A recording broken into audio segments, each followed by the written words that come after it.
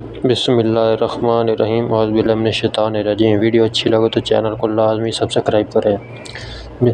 حضرت صحابہ سے روایت ہے کہ نبی کریم صلی اللہ علیہ وسلم نے فرمایا، میت پر سب سے زیادہ سخت حالت اس وقت ہوتی ہے جب کہ غسل دینے والا اس کو نہلانے کے لیے آتا ہے، اس کی انگلی سے انگوٹھی اتارتا ہے، جسم سے لباس اتارتا ہے، سر سے عمامہ جدا کرتا ہے، اس کی روح بے چین ہو کر فریاد کرتی ہے، جس کی آواز جن انسان کے سوا سب سنتے ہیں، اور کہتے ہیں، اے نہلانے والے، تجھ کو خدا کی قسم، میرے کپڑے بہت نرمی سے اتارو،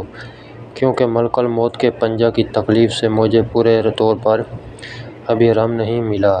پھر جب اس کو تختے پر لٹا کر اس پر پانی ڈالا جاتا ہے تو روح چلاتی ہے، اے نہلانے والے، خدا کے واسطے میرے جسم کو قوت سے ہاتھ نہ لگا،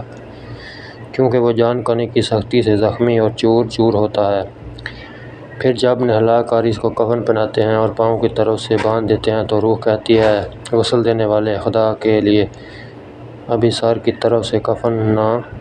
گرہ نہ لگا، تاکہ میری بیوی، بچے اور تمام رشتہ دار میری آخری بار صورت دیکھ لیں، کیونکہ آج کہ میں ان سے بچھڑ رہا ہوں اور اب قیامت تک یہ میری صورت نہیں دیکھیں گے۔